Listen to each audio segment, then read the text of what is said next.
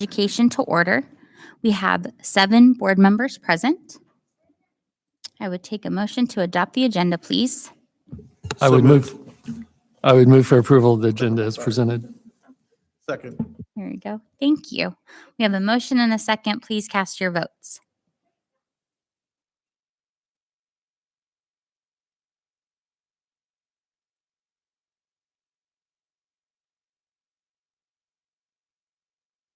Motion passes 7-0.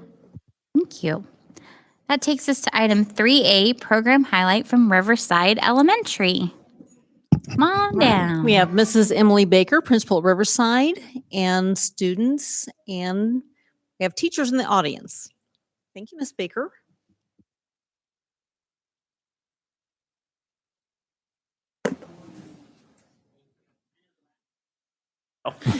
Making sure that I get it right this time. So good evening, board. This evening I brought some fantastic students and a teacher with me today. Part of a group that we have at Riverside is called the Riverside Tiger Leaders.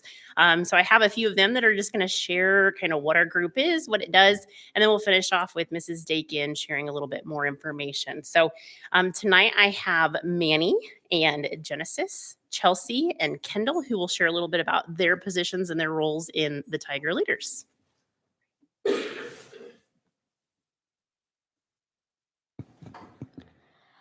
Hi, my name is Manny, and for Tiger Leaders, I am a dismissal helper. I go down to the kindergarten class and help the kids and the teachers.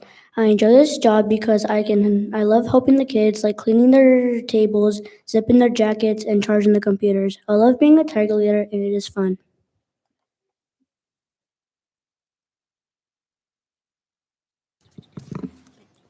Hi, my name is Genesis and I'm a 5th grade Tiger Leader, and my job is announcements and PE helper. I like announcements because I let people in my school know what's going to happen that is important. I also like PE helper because I can help our PE teacher, Mrs. Gifford. And I love the job because I get to see my little cousin and I love what the 2nd graders have to say. Tiger Leader is a great job and I love it.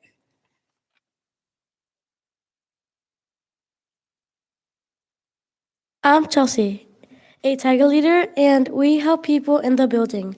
I really enjoy doing this because I like to help people, not just for fun.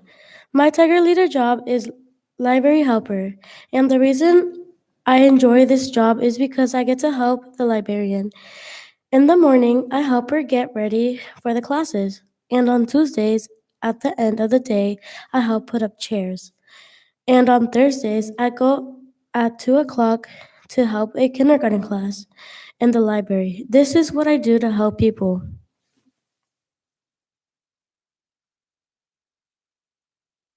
I'm Kendall from Miss Smith Heisler's 5th grade class. My job as a Tiger Leader is to help Miss Johnson's kindergarten students get ready to go home. In the past, I have helped Miss Lutz with computer class. I really enjoy being a Tiger Leader. Being a Tiger Leader makes me feel like I can help out more. I love to be a Tiger Leader, and I hope this goes on in the future.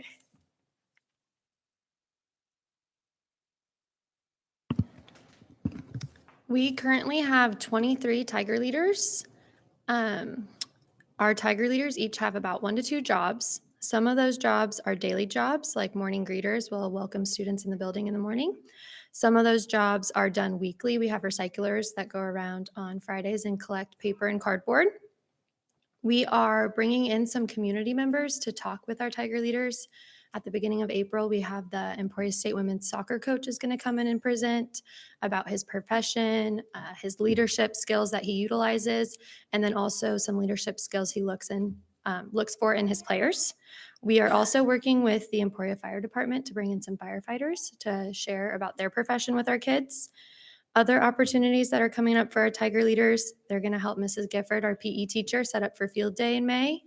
And then they're also going to work on putting together a presentation about Tiger Leaders to present to our 4th graders to get them excited for next year. Thank you. Let's all give them a round of applause. Wonderful. Do we have any questions for our Tiger Leaders this evening? Well, just a comment, but I would say you guys are off to a great start. I was never a Tiger leader, so you're ahead of me at your age and where I was at. So thank you for all you do to help all our students. Yes, great job. Thanks for coming tonight. Thank you.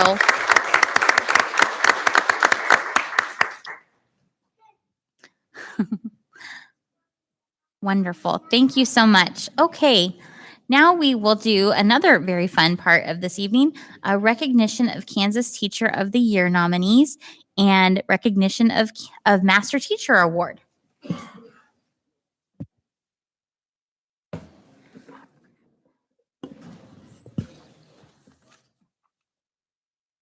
If we could have Megan Powers, Misty Lawson, and Martha McKay come forward.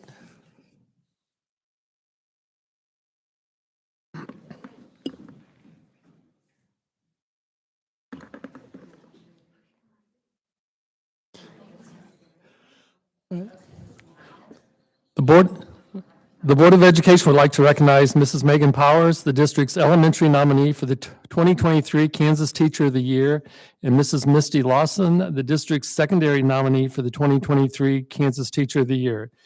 Megan is a first grade teacher at Riverside Elementary, and Misty is an ELA teacher at Emporia Middle School. The Kansas Teacher of the Year program identifies, recognizes, and utilizes representatives of excellent teaching in elementary and secondary classrooms across the state, and is sponsored by the Kansas Department of Education. We would like to thank both of you for your dedication and hard work in teaching the students of Emporia Public Schools. You're both extremely deserving of this nomination, and we appreciate all that you do. And that's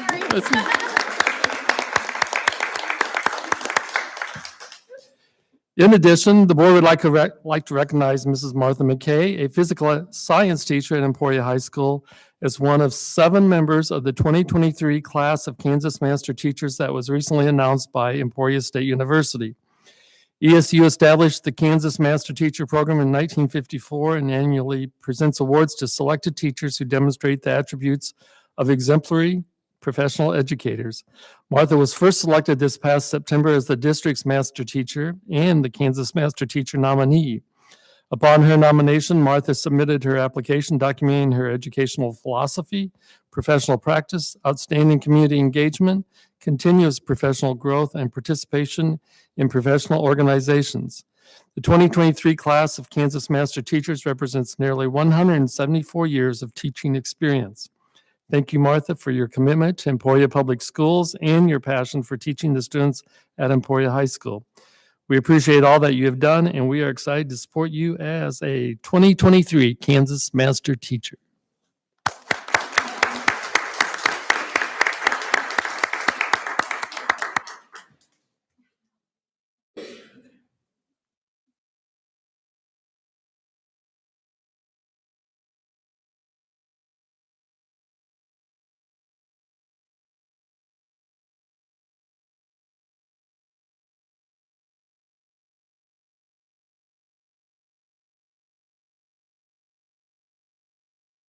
Congrats again, and thanks for coming tonight. Item 3D, public comments. Public comments will be allowed with a duration of 3 minutes per speaker to be timed by the board clerk, and speakers must sign up for in-person public comment by 1 p.m. the day of the board meeting. The public comment by email or remote not be accepted, and that those giving public comment not approach the board or move past the podium.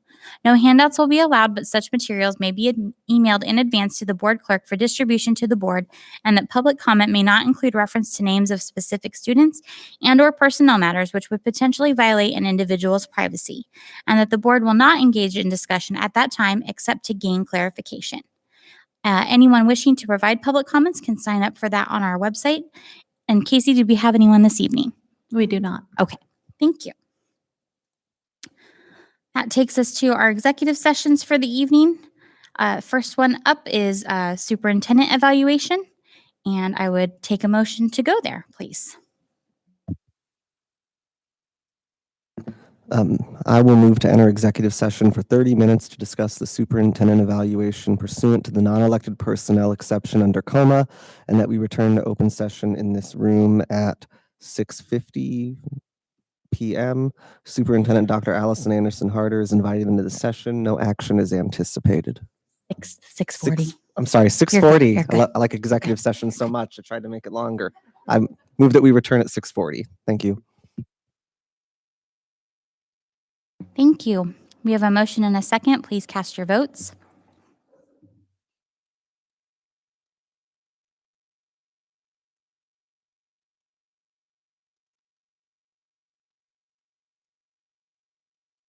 Motion passes 7-0. And if anyone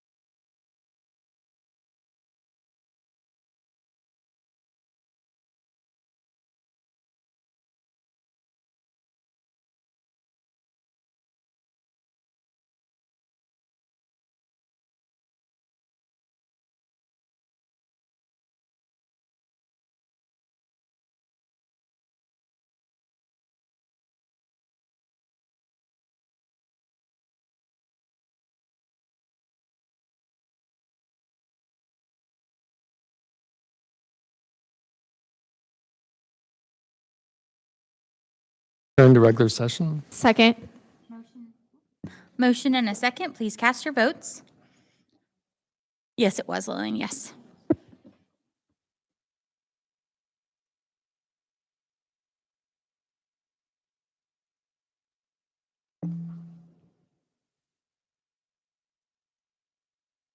Motion passes 7-0. Thank you. Item 4C, executive session for negotiations. Madam President, I move to enter executive session for 20 minutes to discuss negotiation information pursuant to the exception for employer-employee negotiations under the Kansas Open Meetings Act, and that we return to open session in this room at 7:02 p.m. Superintendent Dr. Allison Harder, Interim Assistant Superintendent of Business Dr. David McGehee, and Director of Human Resources Jared Giffen are invited to join the board for this session. No action is anticipated. Motion and a second. Please cast your votes.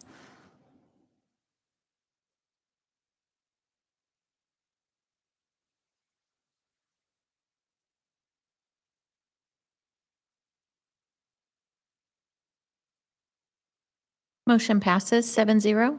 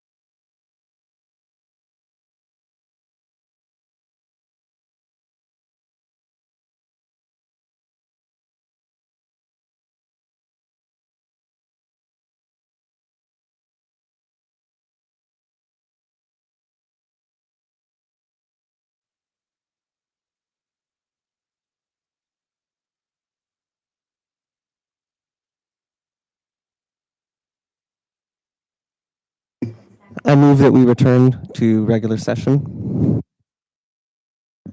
Motion and a second. Please cast your votes.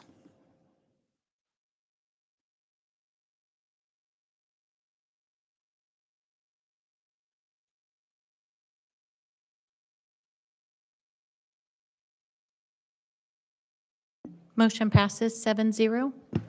I move that we enter executive session for 20 minutes for the exception for matters which would be deemed privileged in the attorney-client relationship under the Kansas Open Meeting Act, and that we return to open session in this room at 7:25 p.m. Superintendent Dr. Allison Anderson Harder and Attorney Tammy Samoji are invited to join the board for this session. Second. Thank you. Motion and a second. Please cast your votes.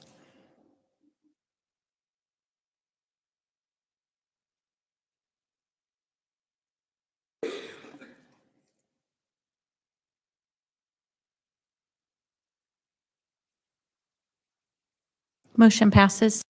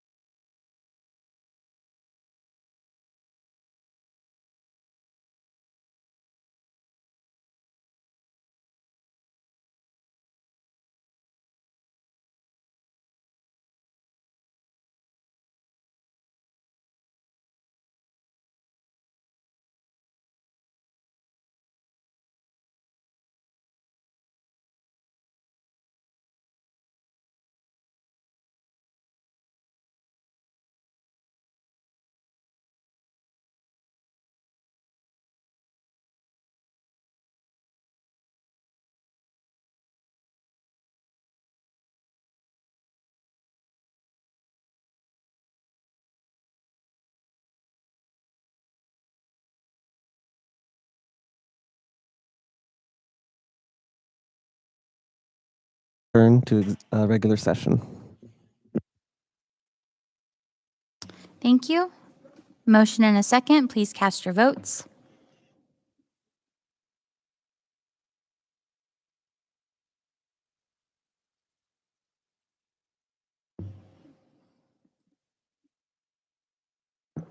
Motion passes 7-0. Thank you. I called you ma'am. I'm sorry. I meant to say Madam President. Madam President, I move the board approve the retirement agreement between Rob Scheib and the Board of Education of USD253 Emporia, Kansas, which was discussed in executive session. Second. Thank you. Motion and a second. Please cast your votes. It'll have to be a hand vote. Oh, okay. All in favor, please raise your right hand. Motion passes 7-0. Alrighty. Consent agenda. The items listed on the consent agenda are considered by the Board of Education to be routine business items. Approval of the items may be made by a single motion, second, and majority vote with no separate discussion of any item listed. Should a member of the board desire to discuss any item at his or her request, it will be removed from the consent agenda and considered separately. Does anyone have anything they would like to remove from the consent agenda this evening? If not, I would entertain a motion to approve, please. So moved. Second. Wow, folks. Motion and a second. Please cast your votes.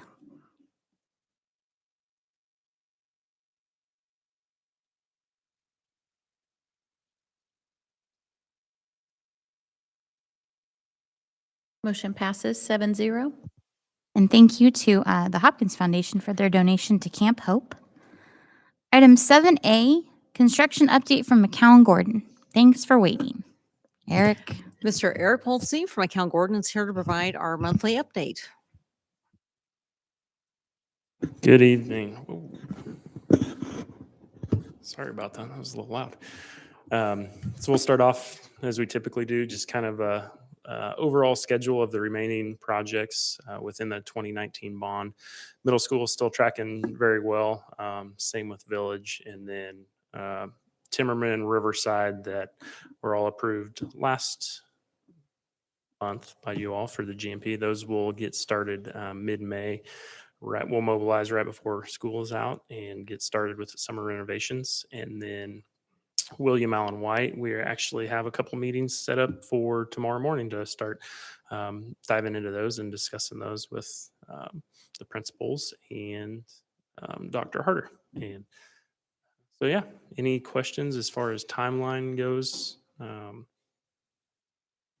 those projects? All right, well, we'll get into some of the photos for Emporia Middle School. So roughly 55% complete. The photo on the left, and actually that has changed a lot. So that is in one of the new restroom areas for the Area F Commons that ties kind of the admin area and the new gymnasium / storm shelter together. So that'll be where that big concessions area and restrooms are.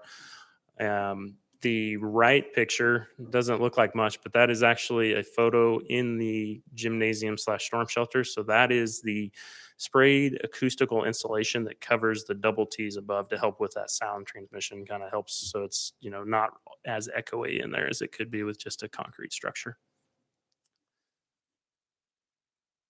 And then the picture on the upper left is just a typical classroom. You'll see there is we've started installing light fixtures, getting ready to start dropping diffusers and grills for HVAC equipment. The majority of that is actually done in the science wing. So we actually have started installing casework today. We had a big delivery that showed up yesterday. So that space has changed quite a bit. The bottom left picture and then that picture on the right are just photos of the EFIS. The one on the left is of the science wing, and actually on the right is the same thing. But if you were to drive by there today, all that scaffolding and tinting is down. So their workflow is from north to south. So EFIS is continuing on the outside as weather and temperatures allow. Overhead rough-in is continuing on in the gymnasium. And then we are still set up to finish in the cafetorium. If you remember last summer, we came in and we poured that 6-inch lift to make that all one elevation. So over spring break of this year, we'll go in and grind and stain and repolish that area to kind of blend everything together there. in the admin area, ceiling grid is in, so they're going through installing lights, diffusers for the HVAC system. And then I touched on the casework in the science wing, but as soon as they're done in the science wing, they'll flow right into that new admin area as well. So lots of changes going on. We probably need to think about getting a tour set up there one of these days for y'all to walk through there and see that. So any questions in regards to the middle school? No? Okay. Village, roughly 52% complete. Mr. Martin told me there's a competition between the middle school and Village, and I'm told the middle school has to stay ahead of Village. So, but these photos. So on the left is just a new punched opening new glass unit that is actually in the old media center. If you can remember, that's where the new renovated admin area is going to be. So that's just one of the many windows we've cut into there. The picture in the middle is actually down one of the corridors on the back side of where the original existing office is, and just kind of refinish that wall, adjusted per the code footprint to make it fire rated. Just some drywall finishing going on there and paint. And then that photo on the right is the new multi-purpose storm shelter. Plan is still to turn that over spring break. I was actually talking with Mr. Fancher. Plan is, I think, on Thursday, we're going to start moving that equipment out of the current multi-purpose room over in there so we can get a jump on the renovation of that existing multi-purpose room. So things are going really well there. Casework is actually showing up this week for installation in the new administration area. And then ceiling grid is installed, and they're starting to work on lights and diffusers over at Village as well. So we'll be turning on the permanent lights here pretty soon, letting them burn. And same thing there is we need to look at getting set a tour up for Village as well, so you can see everything that's taking place there. So any questions as it pertains to Village? All right.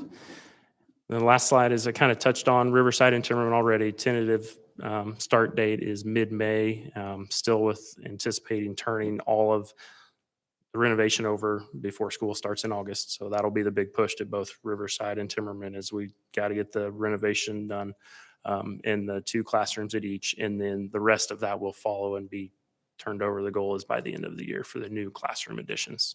And then William Allen White, like I said, we have a couple meetings scheduled tomorrow to start working through all of that.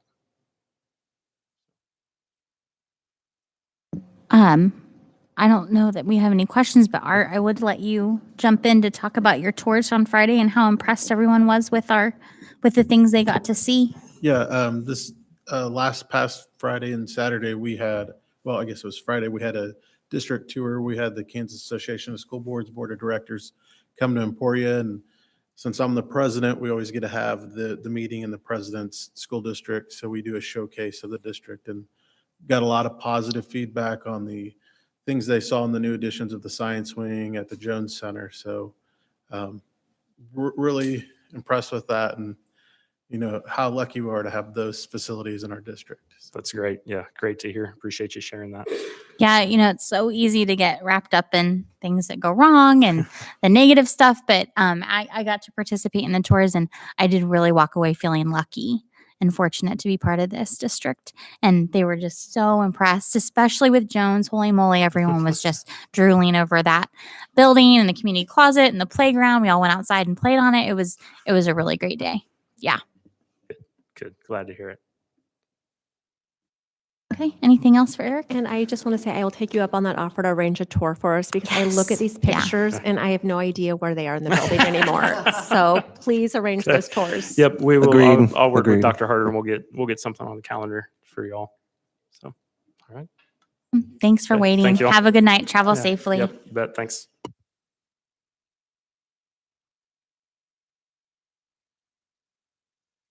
Seven B, partial roof replacement at Emporia High School. We have Dr. David McGee, Interim Assistant Superintendent of Business. We also have Bob Fancher, Director of Maintenance, available to answer questions on the next 2 items. Not as exciting as new renovated construction, but just as critical, roof replacement over the commons at the high school.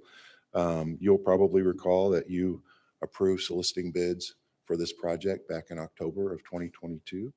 And since that time, we've been working with RTI consultants to pull together the design and bid work, and have accepted bids on that. They will also stay associated with the project to manage through construction, do lots of site observations and so on to ensure that that work is done correctly.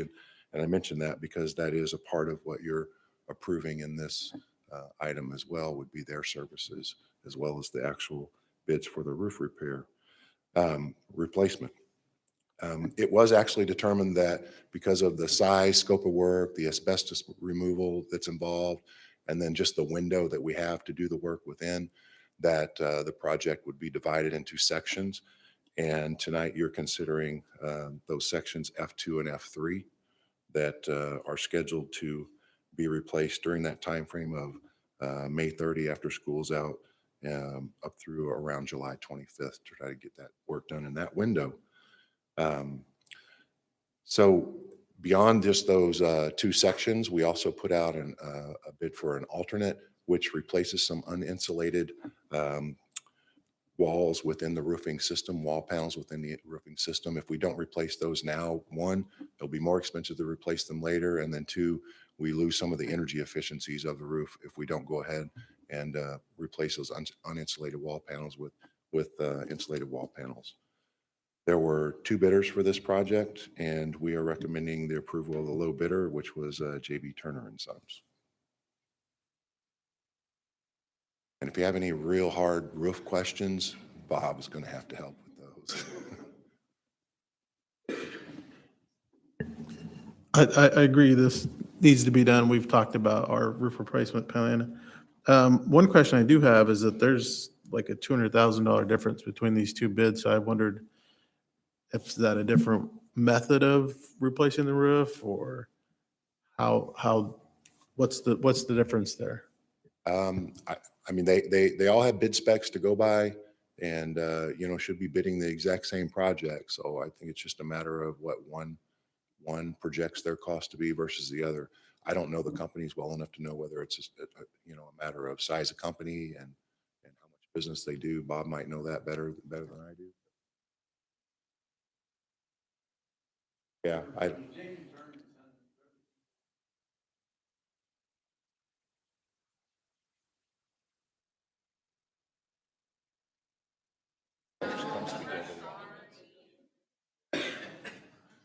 sorry, Bob, I tried to do it without you. No, that's fine. JB Turner and Son, they're the folks that did the roof at Logan, which we've had no issues whatsoever.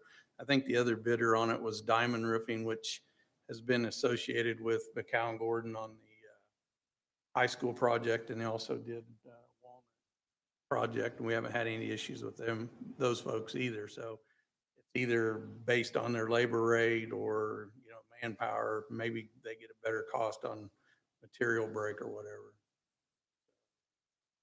Either one of them fine people, but obviously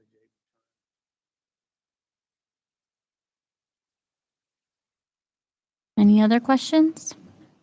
Since Bob's walking away? Okay. Better Okay. hurry. Okay. Yep. Okay, well, this is an action item. Very important action. I'll move to approve accepting the bid from JB Turner and Sons, including alternate one and the fee proposals from RTI Consulting, Inc. for administration and site observation during construction as submitted. Thank you. Thanks for the information. We have a motion and a second. Please cast your votes.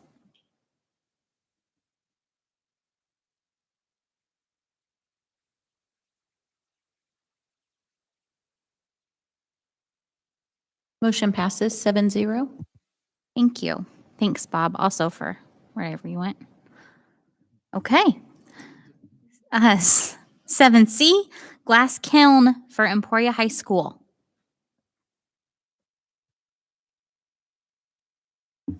This one should be even easier.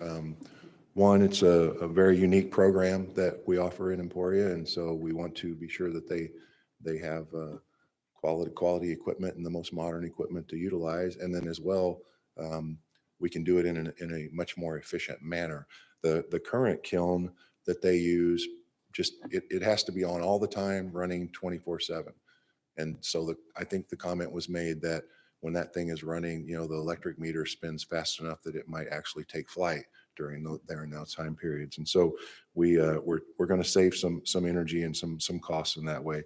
The new kiln's priced at just over $16,000. It's much more efficient because you can turn it on and run it when you need it, and then you can turn it off, so it doesn't have to run all the time.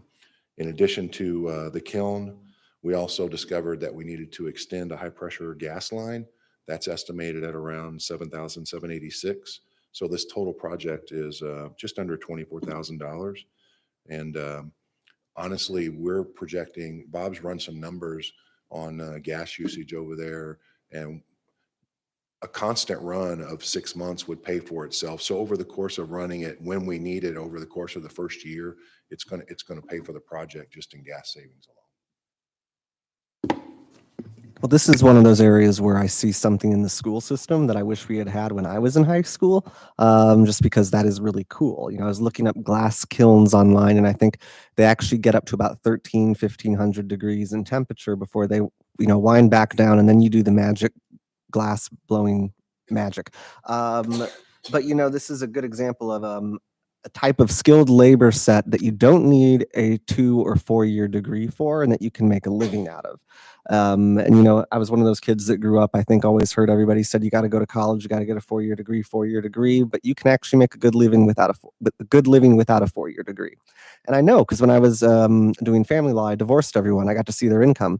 But the glass blowing is pretty a unique thing, and I think there's a lot of students who have a really rich experience in being able to have hands-on type of crafting that you wouldn't otherwise get in a lot of school districts. In fact, I think we may be the only school in Kansas that has a glass kiln.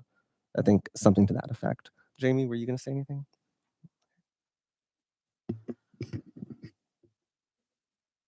Yeah, okay.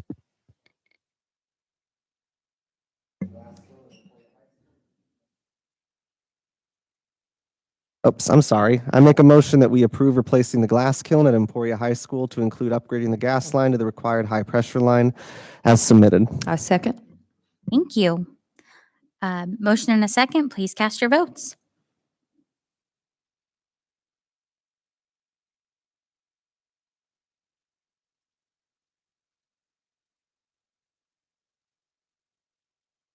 Motion passes 7-0. Thank you. Thanks, Bob. Okay. Safe and Secure Schools, item 7D, Safe and Secure Schools Conference information. We have Mr. Jared Giffen, Director of Human Resources, and Mr. Todd Ayer, who's doing double duty tonight, Security Officer at Emporia High School, who's going to help present. Good evening again. Officer Ayer and I were privileged to go to the Safe and Secure Schools Conference in Manhattan a few weeks ago. It was a great day and a half of learning and training that we were able to participate in. Got several slides here, and I'm going to go through things fairly rapidly. This really is the tip of the iceberg of what we heard and what we learned. We'll gladly answer questions as we go along or at the end, as always. In a previous meeting, we talked a little bit about school safety, and this gentleman's name, Chuck Clanahan, was mentioned. He was here several years ago from the Department of Homeland Security. He's actually based in Kansas and does walkthroughs of schools and districts and asks a lot of great questions. It really makes people think about the protocols we have in place. I know he was in several school offices, and he would just start asking secretaries, okay, what would you do with this? What would you do with this? What kinds of questions would you ask with this? So he is available, and I know we talked about perhaps once we get our construction finished up, maybe having him come back, doing walkthroughs of our facilities and really asking some of those questions again to some of our folks, because we have had some turnover and some new folks in these positions that I think he would enjoy visiting with. Locked doors saves lives. This is something he mentioned a couple of times in his presentation. They talked about intruders and active shooters and all of those things, but it really came down to if doors are locked, People can't get in as easily. And most often, if somebody is in the building trying to get in a locked door, they aren't going to spend time on it. They're going to keep going on until they find an open room. So that was just a quote that he kept saying that really hit home. For those that don't know, we do have text to 911 and 911 to text available in our community. The dispatch office has promoted this, but it's a handy little tool that I don't know that everyone knows a lot about. He also mentioned this about reunification. I'd never really thought about this, but wherever your reunification sites are at, you really need to think about handling 3 times the population of your school of people who may be responding there. You might have both parents of kids and grandparents and aunts and uncles. You might have relatives of staff members trying to get there. So it makes sense that we would need additional space to accommodate all of those folks that may be coming. A lot of this is pretty random, but he had a lot to say, and he was on all kinds of different topics. If you're interested in it, the Department of Homeland Security has a great website. There are many training scenarios, lots of table talk topics on there that you can look at. He asked this question too, and not necessarily the most dangerous, but what do you think is the most common chemical spill in Kansas? Ideas? That was my thought, anhydrous ammonia. A lot of farmers, the most common. So hadn't thought about that, but we have a lot of them rolling through our town every single day, not only on the railroad, but with farmers moving things through. Again, overall, love to spend time with this guy because he's got a lot of great thought-provoking things to talk about. This is a great app. Laura Moore from the Kansas Youth Suicide Prevention group has helped develop this. It's available on the App Store and on the web. I've got it on my phone, but you can see the buttons on there. There are lots of just at a quick touch questions you can ask a friend if they're talking about suicide. Resources that you can go to or that they can call if this is a topic that has come up. A couple of facts that they mentioned were that 10 to 17-year-olds had the most suicide attempts in Kansas in the first 6 months of 2022. Those were as a result of a lot of social stressors and bullying. If you get a chance to take a look at the app, again, I would encourage that. Pam Stranathan, I've sent this information to her. She's also heard from one of the deputies who has worked directly with Laura about getting this out into our kids' hands and staff members at least the secondary levels. Again, just a lot of good information on that particular app. Next, please. Safe Defend. You've heard this, you've asked about it. I did listen to Dan Cole, who is kind of our regional person. I think he's from the Kansas City area, and I believe he's going to be here on April 12th to talk a little bit more about this product. There's a little bit of pricing information on there if you consider the number of classrooms that we have, and then just different pull stations that would need to be around the schools. There's a little bit of a cost breakdown there. In the boxes that are actually in the classrooms, they're thumb activated or biometric activated. And in that box, if there's something going on and it is activated, staff members do have access to the items that are here. I think there are a few other items that are in there as well. One, I don't remember the district that was there, but one of the districts that went all in with Safe Defend talked like one of the things that they really wish they had more of for their teachers was training. Some of those items that are in the box, they didn't feel like their teachers were very comfortable in actually using, handcuffs, batons, pepper spray. They really felt like they could use more in that manner. And Safe Defend is willing to provide that, but it was one thing that they wish they would have done more of when they implemented this. One of the things that came out in the training was that most casualties occur in the first 3 minutes. So equipping your teachers and your staff that are right on site with these things was an important piece. We've heard this next one before, not doing real simulations of active shooter drills with especially students. I know on occasions that we've done that with staff, but particularly not students. There's just a lot of traumatic effects that could take place there. Then he kept reiterating the facts of being prepared, of notifying particularly 911 and law enforcement, and then protecting those that are around you. Can I ask a question before we move to the next Absolutely, slide? yes. Just with respect to Safe Defend, if the classroom boxes are $1,000 each. And the pull stations, I assume, are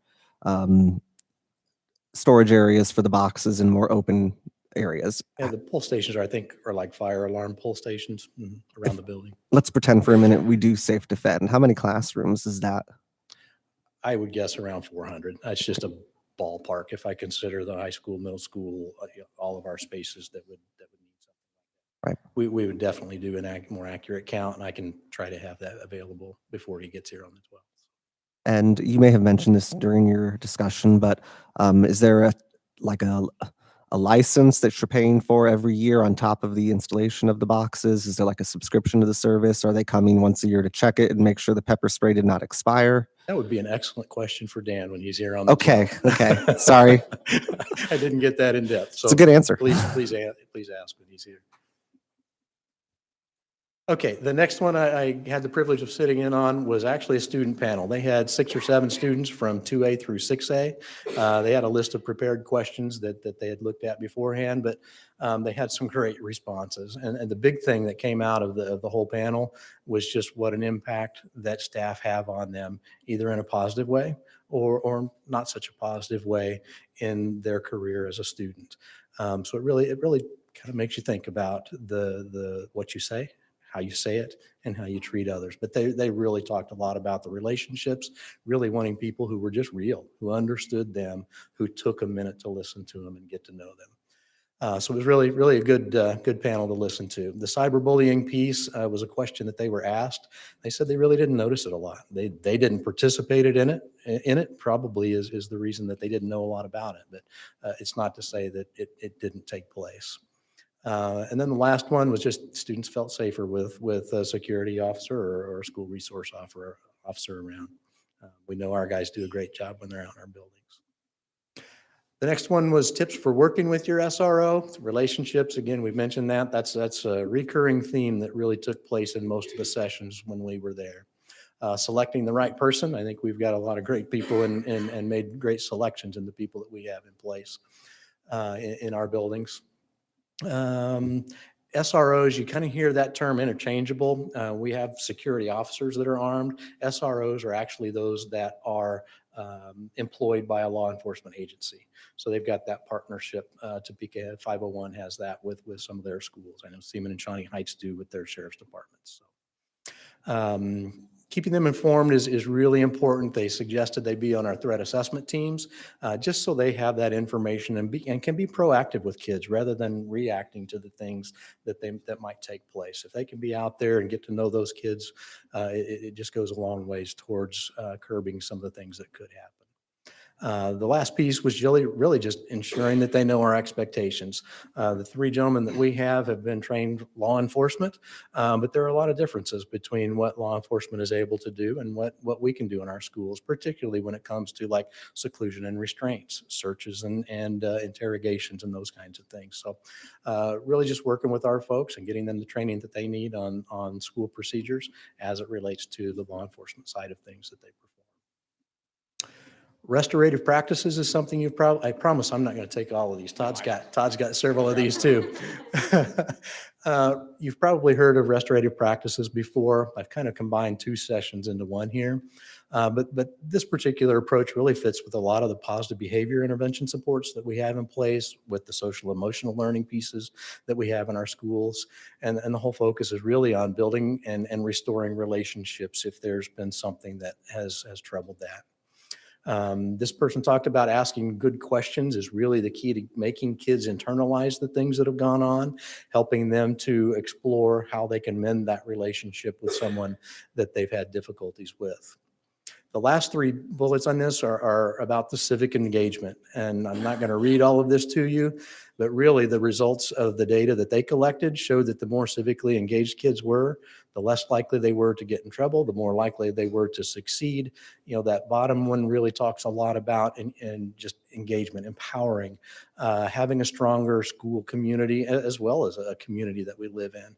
So really, they just talked a ton about the importance of getting kids out, active in the things that are going on in our schools and our communities, and it really does help them build positive relationships and help their success overall. I think this may be my last one. let's talk safety. Lawrence Public Schools put this on. They had their SROs, their superintendent, several other folks there to talk about this. They had kind of a community-wide effort. They had a couple of issues in their schools within just a couple of months that were pretty serious. And they felt like they needed to reach out and start some of these community forums and really tell people what was going on, how they've been proactive in things, how they reacted to those situations. But again, the whole focus was on relationships and on communication with the people within their community. They mentioned using restorative practice as well as the ALICE training.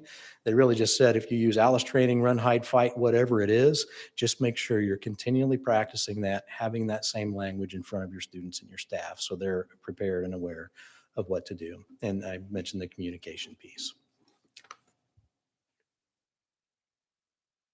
Kansas Highway Patrol, the drug prevention, it was basically the same guys that taught the one at the high school this last summer, 2 different days. They went over trends and what to kind of look for. What they did in the summer class is kind of taught us which eyes and stuff like that on the street. When I work in the street, some of that stuff was review for me, but just trying to notice impairment, different tests that you can run. I have taken. The big issues that we're having is mostly with marijuana, THC, and vape pens. They told us also we need to look out for huffing, air duster, paint, spray paint, things like that. Haven't really seen a lot of that in the high school. Prescription pills. If we're getting those, most of them are prescribed to the kids, and we just make sure they go through what they need to do with the nurse to have those on site. And then over-the-counter cold meds. I know we've had at least one incident, we believe, that involved over-the-counter cold medicine. Found a bunch of empty blister packs, so we just kind of keep an eye out on that. So, I have a question. yes. Sorry. And this may be kind of left field, and maybe I'm out in the weeds, but do our nurses have access to Narcan in the event it's necessary? Yes, we have that at the school. I have one on my desk. I have one in my pouch on my vest, and then the nurses carry them on as well.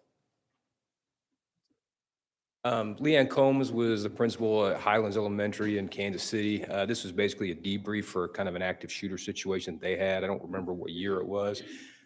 Basically, what had happened with that was they didn't have SROs at the time, but they had a DARE officer that visited the school quite a little bit. And luckily, when this incident happened, and he happened to be on site when the shooting occurred, there was a gentleman that lived across the street from the school. For some reason, came outside one day, just started popping rounds. There was a class on the playground. They heard the pops, thought it was firecrackers, but they went ahead and went inside.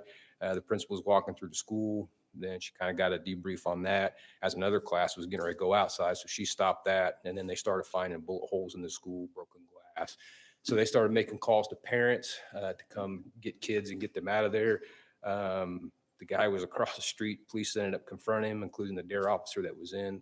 They got into a shootout and they shot the suspect. I believe he lived, but they did get him put down. So the biggest plan, the nightmare that they had was a reintegration, because as they were trying to reintegrate the students, the incident wasn't over yet, and it was still outside the building across the street. So when the police actually got in the shootout, there were still parents arriving and trying to get the kids in and out. One of those things, plans are great, but you just got to realize it's not going to go. You can have it great down on paper, but when it happens, a lot of those rules are out the door. This was more trauma response for mental health stuff. The biggest thing I took out of this was before you're able to try to help somebody else, you need to do a lot of self-checks throughout the day, throughout the year, throughout the week with yourself to make sure that you're right. So, because if you're not right with yourself and you're not in a good spot, it's going to be hard for you to help somebody else that might not be in a good spot. This guy was amazing. He was a retired FBI agent.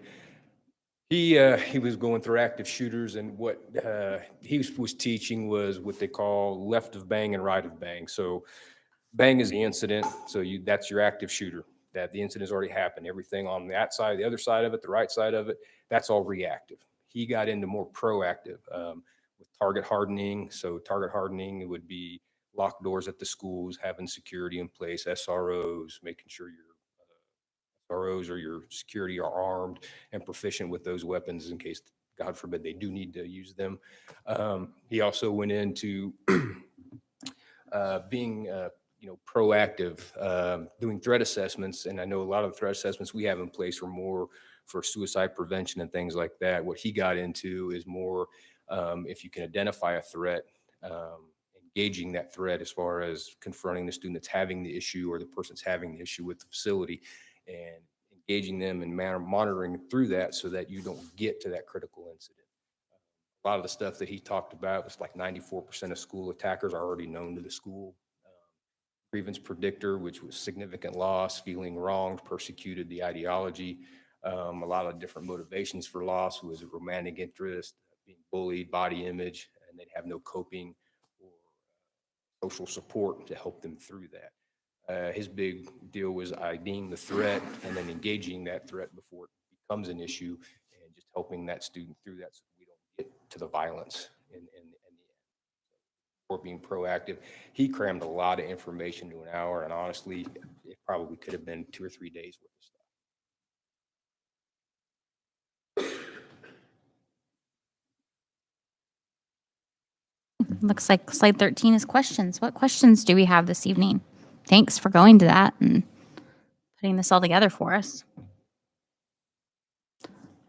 Yeah, just thank you for this presentation. It was really interesting, and I really appreciate that, you're also thinking about, the mental health checks and taking care of yourself and taking care of the kids, and also being prepared for what could possibly happen one day.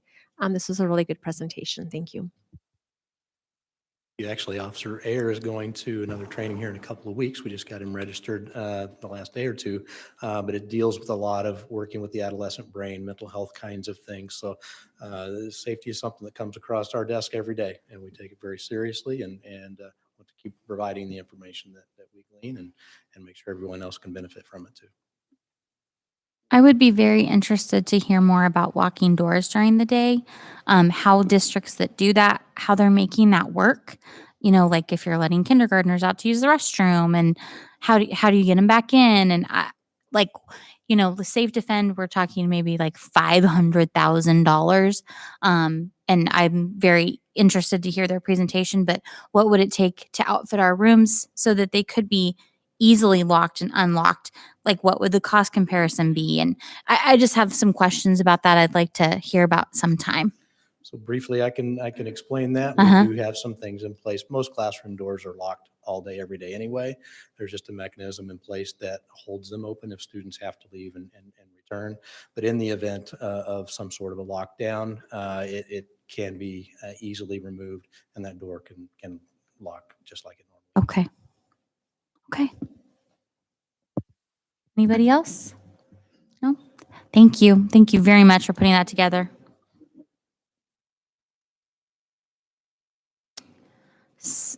Eight. Yes, 8A, teaching and learning items, 2022-2023 Emporia High School improvement update. We've been anxiously waiting for this presentation. So Nathan Fisher, head principal, Trevor Matthews, assistant principal, Kendra Bloomquist, assistant principal. I know Marissa Molden was changing, and okay, I'll let you introduce. So yeah, so I'm glad you're all here.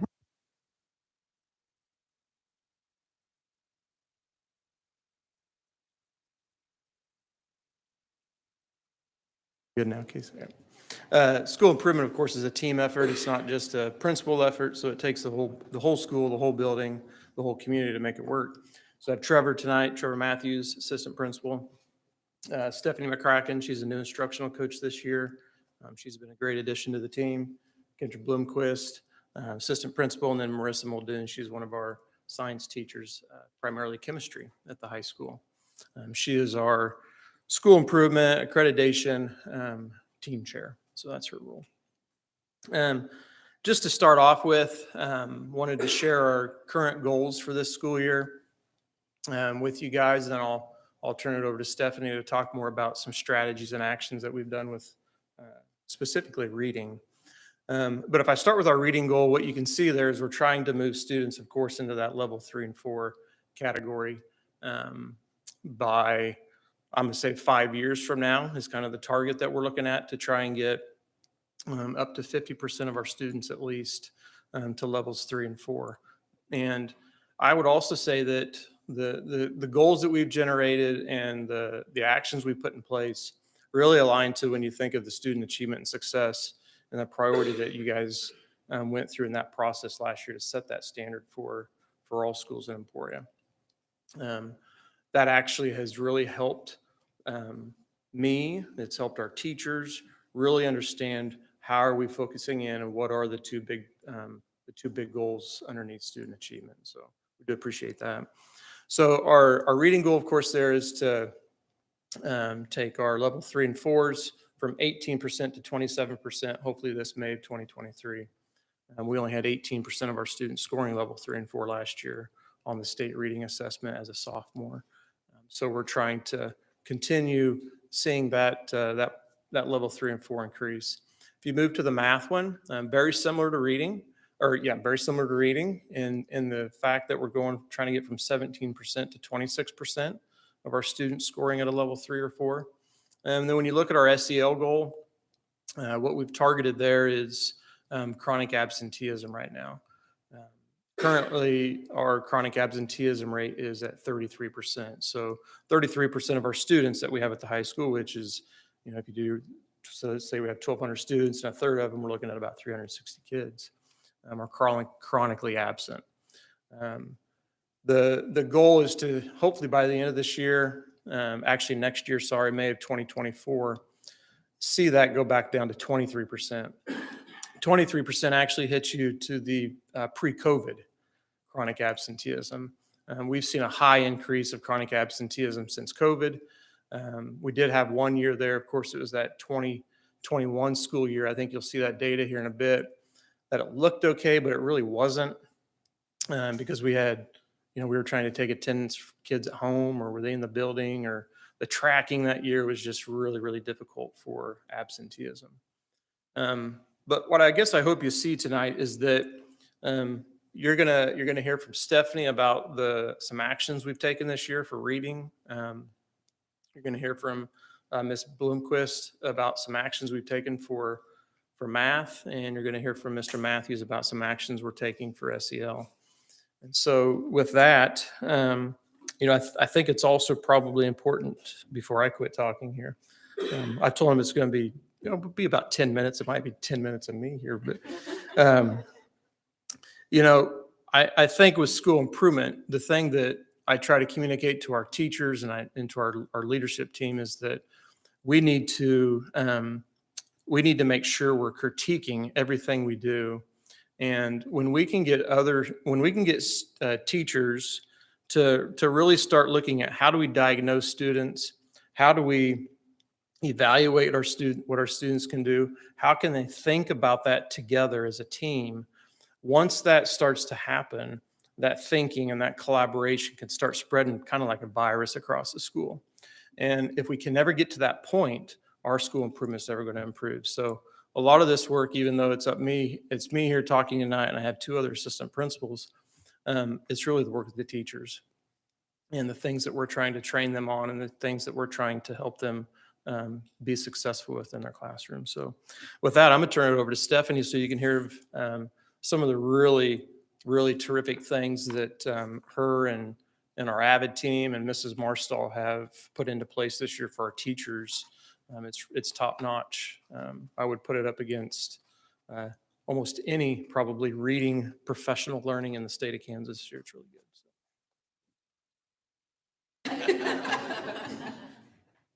Hi, everybody. Over the course of this year, we've really been working on implementing AVID's school-wide approach to literacy. And our focus has really been to give our teachers those tools and those strategies to get our students able to read those rigorous texts across all content. We put a little quote up here on the slide for you. Disciplinary literacy refocuses attention at the middle and high school levels from how well do you read to what are you able to read. So that's really something we've kind of taken to heart in all this, and really thinking about, when we get these kids, they're going from learning to read to reading to learn instead. So as we work through this, some of the big kind of ideas that we've given to our staff as we've gone through these trainings are up there on the slide for you. So we've kind of focused on, opportunities arise when our kids can read and comprehend. Our big focus this year was really emphasizing to our staff that all teachers are reading teachers. So it's really all of our jobs to incorporate those different strategies and those different techniques to get our students to understand and comprehend what they're reading in each classroom. We emphasize that we need to provide our students with a variety of texts and that we need to eventually get to that point where we can transfer that ownership of reading to our students so they're not as dependent on us for everything that they do here. Another thing that we did this year with staff was just to really come up with a working definition of what a text is. So we talk about it as anything that can convey meaning. So if our students are able to look at something and explore it and find different layers of meaning in it, we've considered that a text. So you can kind of think about it, the high school, obviously a text in a PE class is going to look different from a language arts class. So we've kind of established that. Also, throughout our trainings here, just to make sure that we have that quality, fidelity, intensity, and consistency happening, we've been making sure to model these different strategies for our staff. The staff has also experienced each one as a perspective of a student. So they've actually sat through it and actually gone through each of the steps. And then they have also selected and committed to implementing different strategies in their classroom throughout the year to see if they notice changes in their students or see if they're making those gains. Okay, there's a lot going on this slide, so I'll try to take you through it here. It's kind of a little overview of what our trainings and professional development have been like throughout this year. The first thing to kind of touch on is with our first and second year teachers, they do go through specific trainings. And it's not just teachers that are new to the profession, it's teachers that are new to our district. So we want to make sure that when everyone starts here, they're supported and they're on the same page that we all are. So some of the specific things that they go through are like vocabulary instruction. We do a training on questioning, so teachers questioning students, but also the students being able to form those questions as well. We do some focused note-taking, which is an AVID strategy as well. We go through a lot of comprehension, student active participation, and academic conversations are just some of those major topics that we have over those 2-year trainings. Specifically to this year, we started in August and our focus was AVID's critical reading process. And that is broken down really into 3 phases here. It's going to be the activate, engage, and extend. So that first training really focused on giving our staff an insight into that and letting them know kind of what they need to do at each one of those. So with our activate phase, that's really the planning of it for the teachers. It's making sure that they are setting a purpose for their reading because it's really hard for our students sometimes to know what they're supposed to get out of a text if they're not told up front.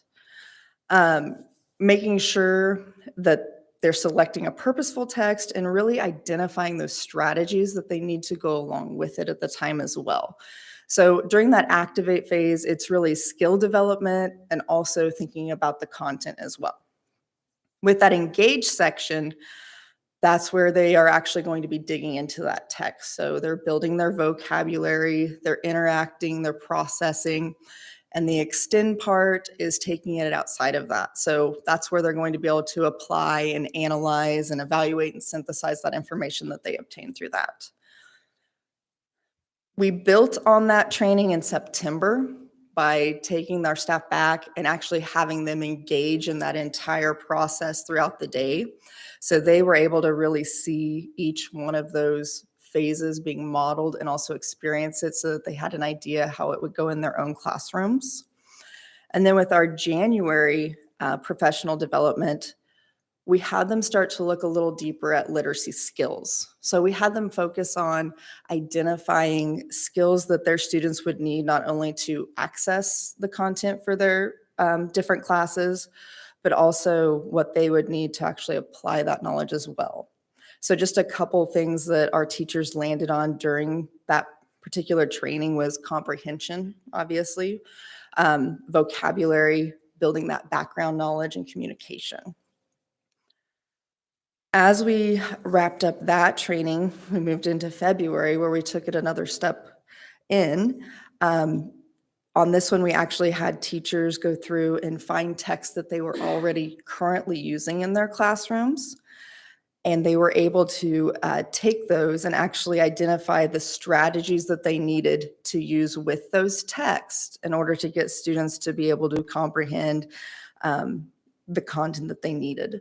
They also used this opportunity to set goals that we plan on going back and touching on here with our April PD, I believe it's coming up. So we'll look at that, kind of evaluate how those goals are going, and try to help our teachers that way.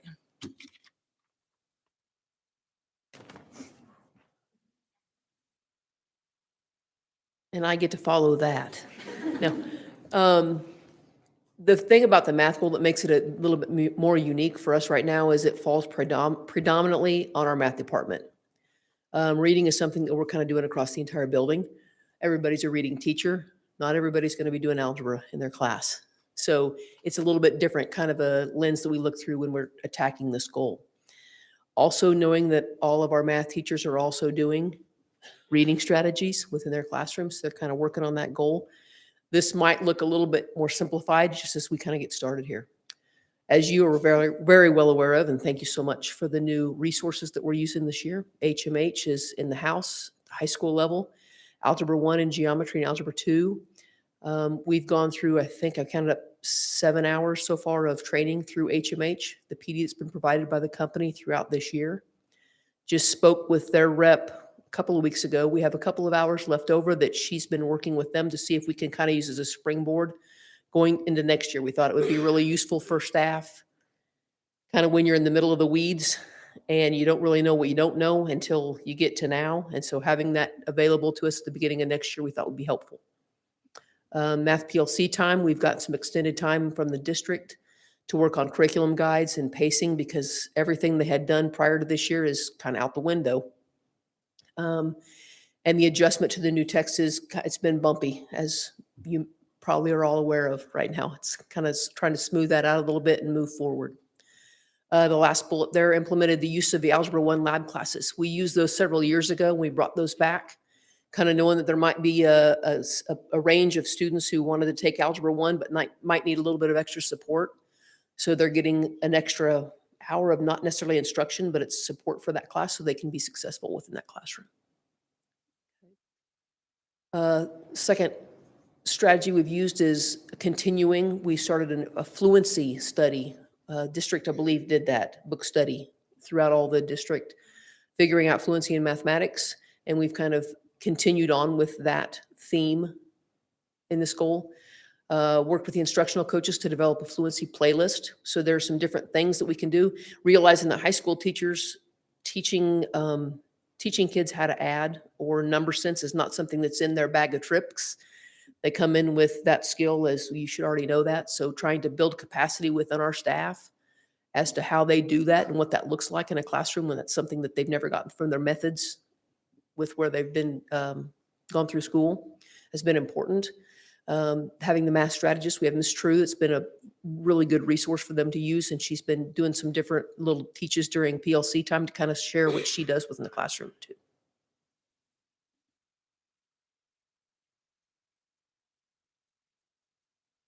Okay, I want to talk a little bit about some of our SEL things that we've been working on.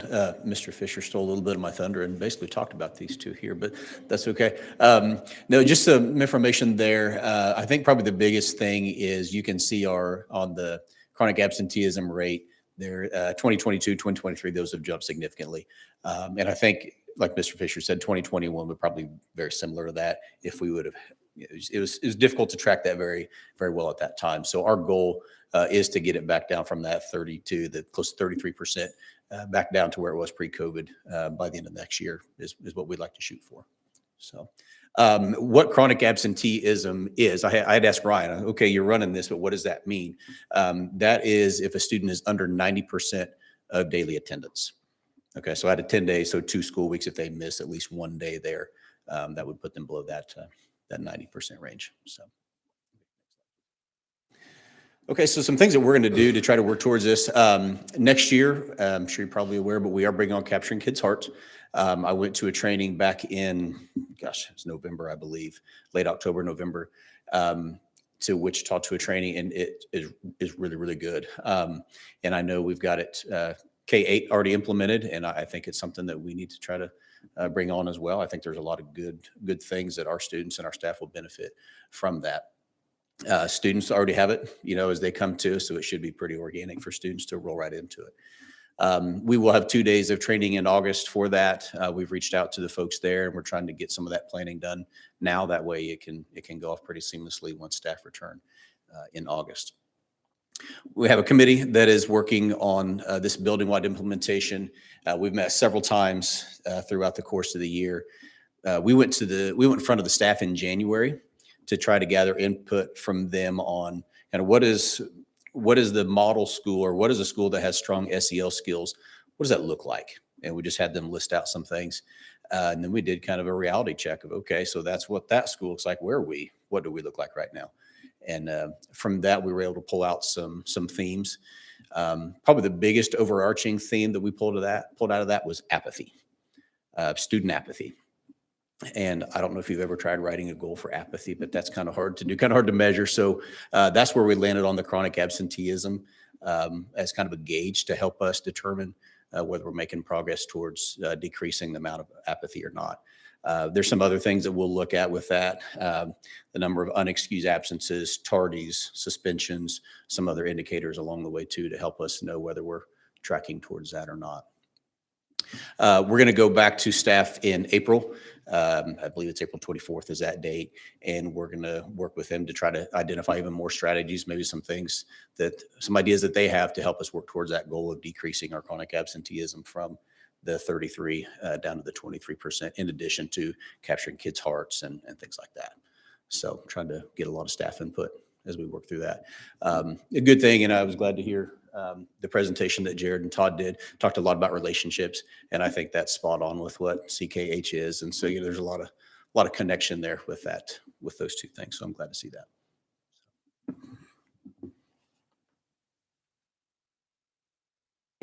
So as you can tell, Emporia High School has been doing a lot this year.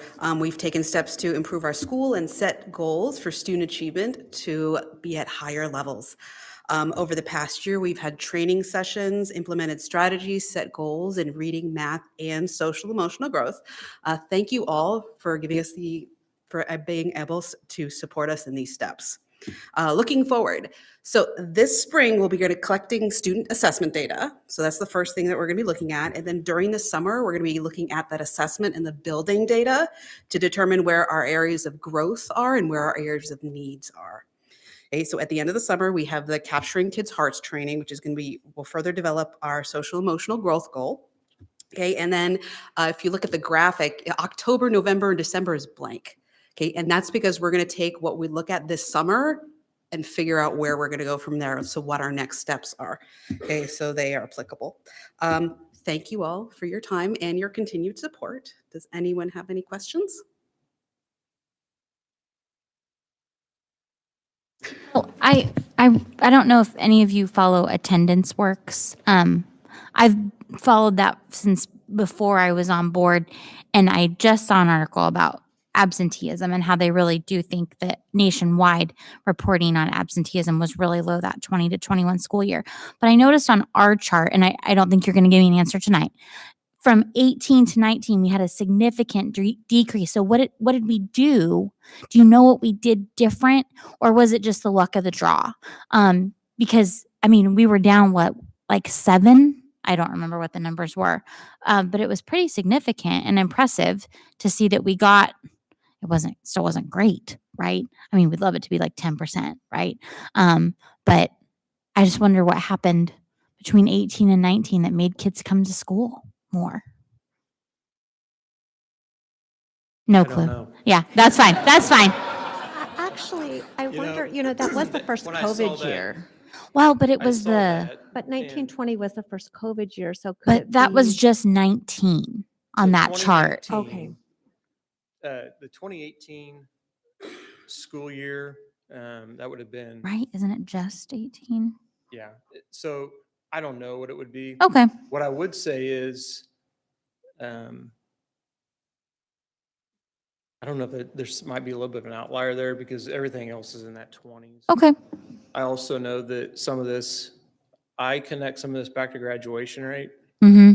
And I ask myself sometimes, if you look at that 2018 school year, 34% absenteeism rate, but our graduation rate was pretty good. So, is there a disconnect there too with some things going on that I personally believe if we have 34% of our students not attending, how are we graduating 92% of our kids? So, Mm-hmm. that's a conversation we have as administration too with attendance. And,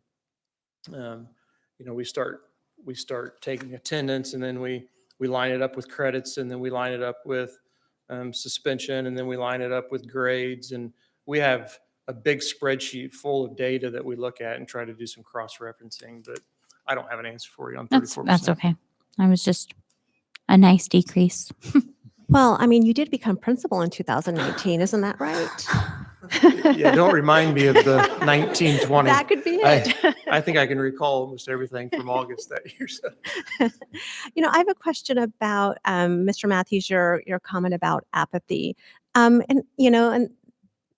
I can't imagine how you could quantify that, but I love the way that you guys are thinking. I was just curious, and again, if you don't have an answer tonight, that's fine. But I'm curious to know what percentage of kids students at EHS are involved in activities and athletics. Just because I think that would give me a good gauge of, how active our kids are. That is, I don't know. Don't have it. We could get that very easily for athletics because we have all of our rosters. Activities, we do have a running list. Each club sponsor has a roster for us of who has at least attended one meeting this year for their activity or club. And so, we could run that and try to put it against our total population. When you start including clubs and organizations, I truly believe you're well above 60%. That's just a guess, but just based on observation and knowing that we have 30 plus clubs and organizations and something for everyone is what I always tell our freshmen coming in. I really think we have a lot of students that participate in that, but I think more importantly, it's some of those activities and athletics that happen more than just once a month. The ones that are happening weekly, or we have to work with groups more often. If you think of theater and band and orchestra and football and basketball and golf and track, and when you start thinking in that manner, I don't know that we have 60% of our kids doing that.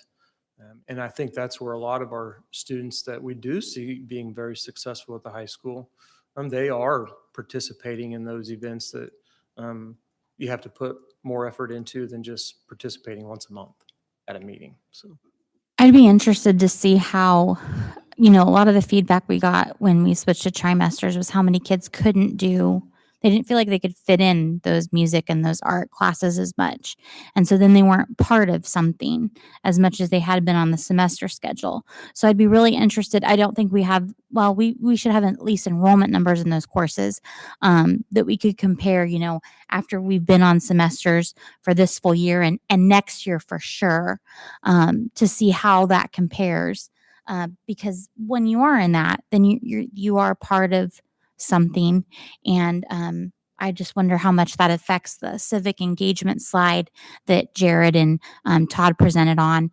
Because, you hear civic and you think out in the community, which is great, but also in the school. That's what we're really talking about, is being involved with their peers. And I would also love to see us get back to the days, like I know we can't do the stream days exactly, but just that ownership of the kids when they got to go, paint the bleachers and weed the flowers and pick up the trash. And it gave them pride in their building, that they were part of that. And so I would love to see us be able to do something like that again too. Yeah. I kind of Someone else rambled. that brought that up Yeah. here this year to me as well. Tara Trier might be having nightmares because she helped plan all that. Right, yeah, I'm not talking about stream, right, but you know, in your advisory or your Community CAP the class, if you could service. figure out a way, just service service and civic within your school, because it's your school. It's not our school, it's And their civic school. engagement is one of the 8 Kansans can measures that were measured against. And so I wouldn't disagree with you there at all. You know, and I have noticed this year in terms of student participation, I felt like we had a lull last year, especially in sports, but it feels like it's rebounded this year. I mean, just the tennis team alone, I think, has doubled in size for boys. So I think that's a great accomplishment. So We have, I would say our participation this year across the board is much higher than what we've seen the past couple of years. And, you know, when you're speaking of our art program and, you know, that's also a way to be involved and, you know, find something that connects you to the school. We probably need a 5th art teacher, to be honest with you, because we fill those classes. Those classes are full. And we have one of the best art programs around. I really believe so. Not just hands-on, you know, ceramics or jewelry making or painting or glass blowing, but even the arts of, you know, theater and forensics and debate and band and orchestra. Our kids are we've seen a lot of success with them over Yeah. the past few years. And if they're expressing an interest, the last thing we want to do is turn them away. And, you know, put them in an alternate class that they really weren't looking forward to. Yeah. Awesome. Anybody else? Thank you so much. This was a really great presentation. Very good job. Okay. 8B, Student Academic Achievement Report. We have Judy Stanley, Assistant Superintendent of Teaching, Learning, and Student Services, and Tara Glaines, Director of Student Services. Ryan Cardula is not here tonight, but Mrs. Stanley is going to help pick that up. I'm sorry, we kind of had to reorganize because Ryan's feeling a little under the weather. So we are here to talk to you about our Fast Bridge Assessment academic progress. So I'm going to focus on the slides for reading as far as our Fast Bridge testing goes. And Ms. Stanley is going to come up and talk about math. So next slide. All right, so just jumping right in. So A reading is an adaptive screener, measures that broad reading ability, and then is also a predictor of overall reading achievement. So you can see there at the top, and these are such nice graphics that Dr. Cardula created for us. So you can see at the top, from winter 22 to 23, we did reduce the number of students at high risk by 48. That's a nice number. In winter 22, we had 46% at low risk and post-secondary ready. Winter 23, we had 49% at low risk and post-secondary ready. So that was definitely a positive change there. So we were glad to see that. So the next few slides, I think I have the next 3 or 4. So you're going to notice that we don't see that blue bar, the post-secondary ready, because these are some of those subtests that our primary grades take. So FastBridge does not report that 4th area. They only report the 3 areas. So you won't see that on these next few slides. So the first slide here is the word segmentation. Again, we're comparing winter of 22 to winter of 23. We did reduce the number of students at high risk by 29. And then we had 39% of our students in the winter of 22 at low risk. And winter of 23, we had 46%. So again, that was a positive change.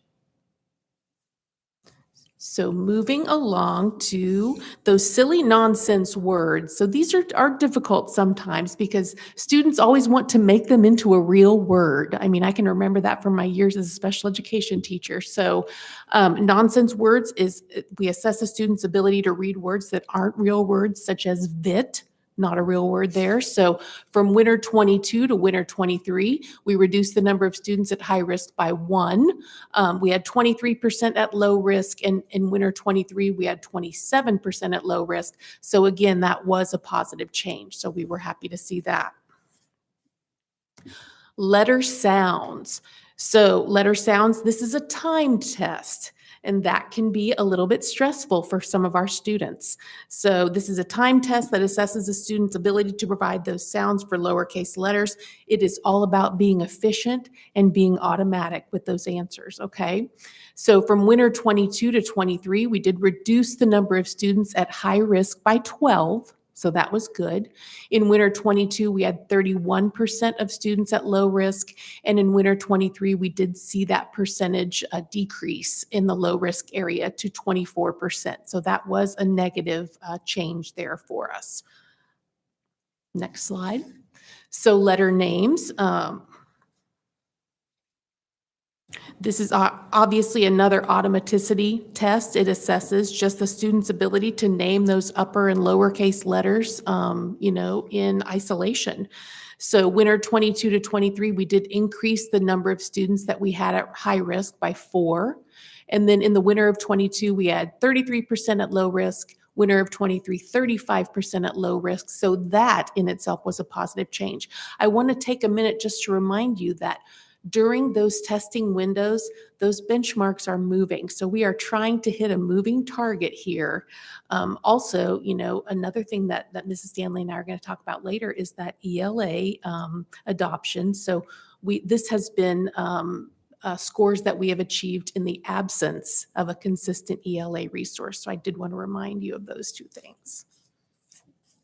The final slide that I think I'm going to talk about, unless Ms. Stanley surprises me, and that will be okay. So this is the CBM, our curriculum-based measurement of oral reading. So this is required for our students 1st through 5th grade based on those dyslexia requirements, as many of these subtests are. That's a requirement for us to complete these. So if students score at risk on the CBM, we do further diagnostics just so that we can get more information, try to identify those interventions that we can use to hopefully make gains on these tests. Let's see. I think that might be it. Yeah, okay.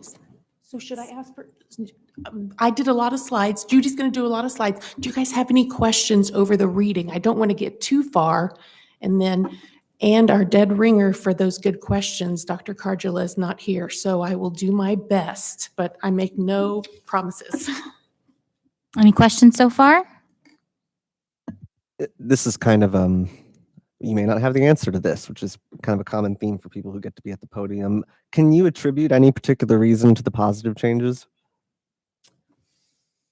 Any theory as to why we're having upward trends, I guess? I mean, it's a good thing. I'm not going to complain, but yeah. Kids are in school. Our teachers have been very diligent about looking at our data. We've got 55 staff members attending letters training. So, just a lot of hard work, a lot of hard work.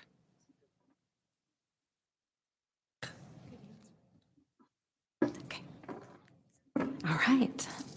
Next slide. Okay, so this is our math assessment, and this is kindergarten through 10th grade. You're going to see that we've, from winter to winter, reduced the number of students at high risk by 38, and we had a 2% positive change in that upper category.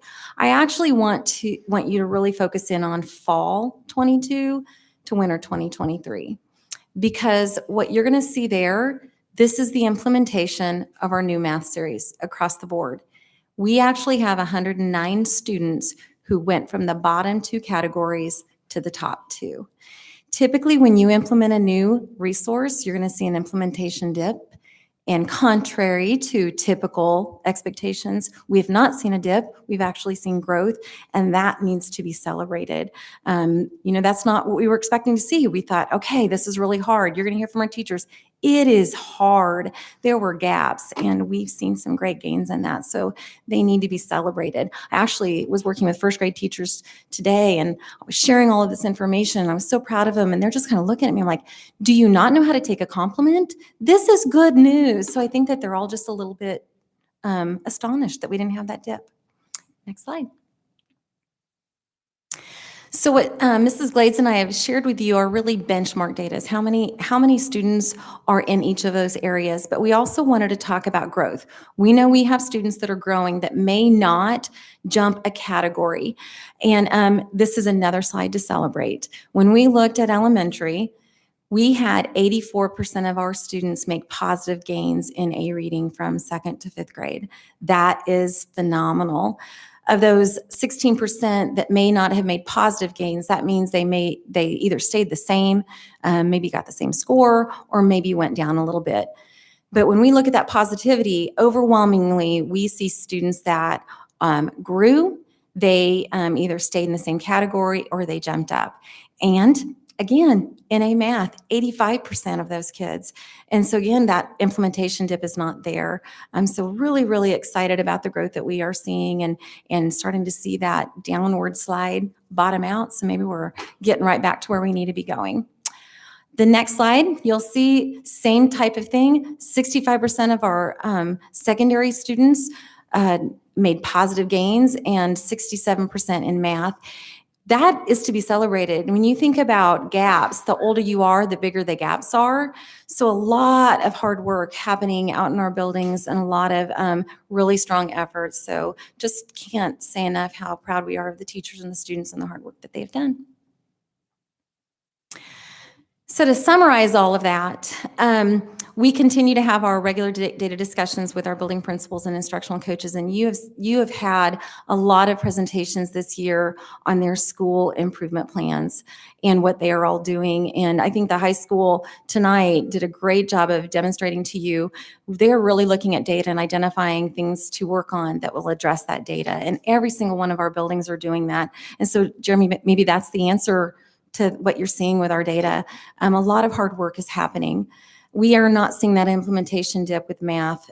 So that's a good thing. I'm really excited or nervous, I'm not really sure, about seeing what are the next tests going to show. We do know that automaticity and fluency continue to be an area of need. While Mrs. Glade showed that we have some positive gains from winter to winter, if you look at fall to winter, you'll see that in our primary classrooms and those foundational skills, it actually flipped. We actually have quite a few more kids at high risk than we did in the fall. It all comes down to automaticity and fluency. The students may be able to do it accurately, but they're not doing it fast enough. And we know down the road that's going to become a problem for them. Schools are seeing a positive impact of their school improvement steps. And the one foundational school that we saw good growth in from fall to winter was in phonemic awareness. So hopefully that's some of that foundational pieces that they're learning through letters. What questions do you have? I just love on the slide 10, and slide 9, that you said how many students improved their score. So they might not have gone up a level, which is, it's always the goal, right? But you're right, that should be celebrated. And kudos to the kids and their teachers and everyone who made that happen, because they should be proud. Any improvement is a celebration. So I really appreciate you including that information tonight. Well, if that growth doesn't happen, we don't change levels. So yes, we need to celebrate that. Anybody else? I just want to take a moment to recognize and thank you all for the work you put into this, but also the work of our staff and teachers and the boots on the ground people who don't come to the board meetings at 8:43 p.m., fortunate for them, but who are really the foot soldiers in making education happen. As a board member who was fortunate enough to be elected right before, a global pandemic that no one signed up for. One of the things I've been keenly aware of is, learning loss and how that's going to affect kids. And so it's good news to see us going in a right direction. And I'm really proud of our teachers and our staff, and most importantly, our students, for putting the work in and learning. Okay. Thank you. Great job. Yep. Thanks.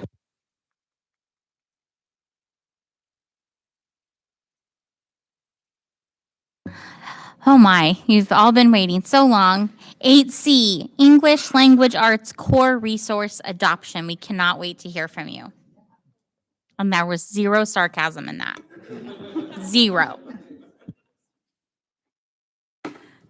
Didn't know if you So we wanted to also have our introduce. English language arts curriculum group to join us as well. So, and Mrs. Stanley will need to talk about what a great advocate she is for our resources because she is a master negotiator. So we have to make sure that Mrs. Stanley will Okay. talk about this. I will do that. I will do that. Okay. So before we get started, I do want to say a huge thank you to our English Language Arts, our ELA Curriculum Council. First of all, we have a member from every grade level in every building, and some of them are here. You have some of them up here. Mrs. Morstall's out in the audience. She was part of the council. Mrs. Lees was part of the council. Those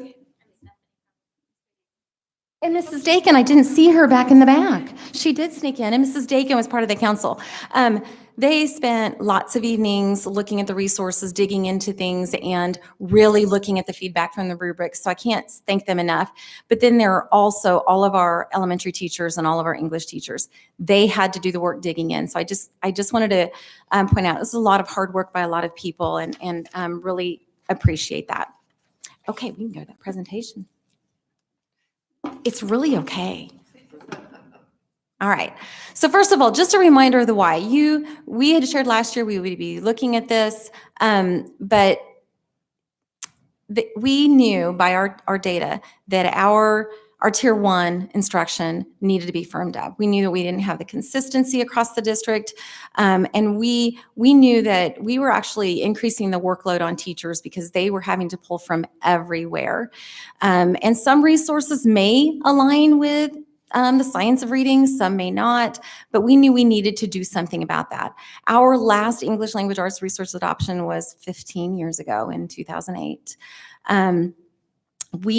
We know we needed to do something. Fortunately, we had ESSER 3 money to come in to help us with that learning loss, and that's what's making this possible this evening. So just a little bit to give you a background of, we know this is necessary, we've got to ease on the workload of teachers, and we need to bring consistency across the district. Yes. So I wanted to talk a little bit about the process. So this is going to look very similar to our prior math resource adoption process. So we did gather input from teachers and parents. We also identified members of the ELA Curriculum Council. Principals gave suggestions of building members who they thought would be good on the ELA Curriculum Council. We also looked at individuals who are participating in the letters training and gave them that first priority as well. So the Curriculum Council, from September to November, we developed priorities from the input that we did receive, and then we developed rubrics for each level of our resources. We utilized ed reports to make sure we had 6 resources for an initial review. We reviewed those samples, narrowed down our resources to 2 to 3 per level, and then we had samples put out to the buildings for teachers to review from November through January. The teachers were great at individually completing those rubrics during PLC communities on February 8th. And then the ELA Curriculum Council, we did review that rubric data and identified a resource for each level.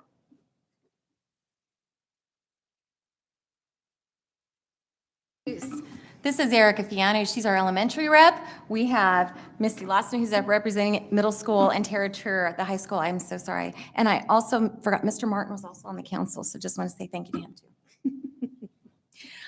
Like she said, I'm Erica Fiano. I'm an instructional coach from Walnut and Riverside, and I was on the elementary curriculum thing. And before I start mine, I do want to say that I worked in one other district besides this one, and the administration at the district level on the amount of teacher input and lack of their input on the curriculum is amazing, to where the teachers really are choosing this curriculum. So I just wanted to, it's refreshing.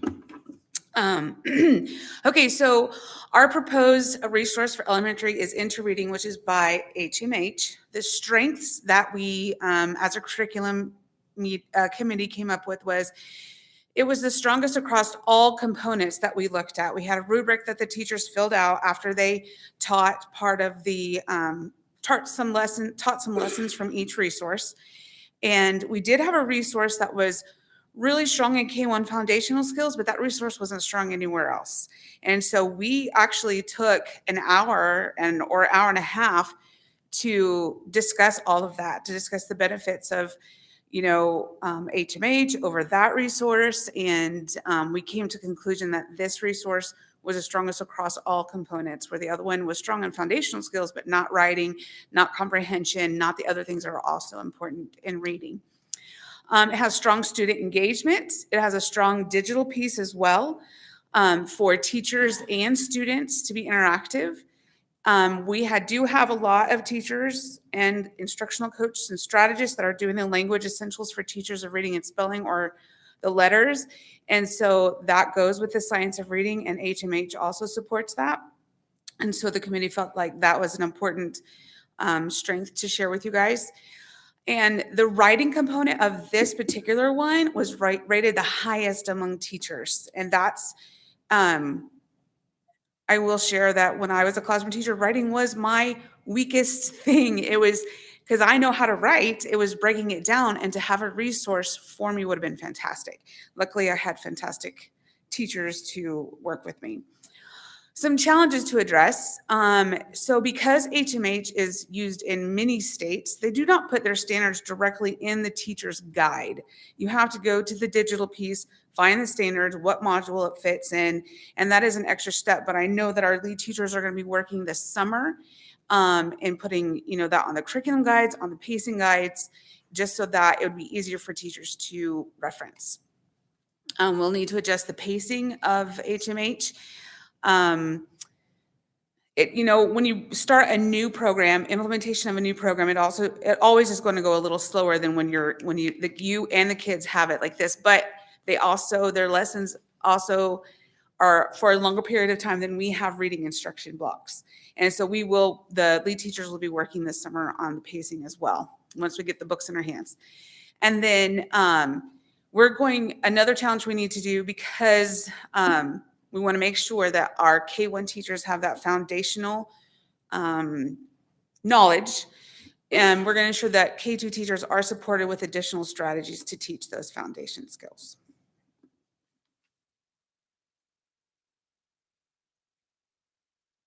Hello, I'm Misty Lawson, and I'm representing the middle school. We also have our proposed resource, and it's into literature. And so it is the same.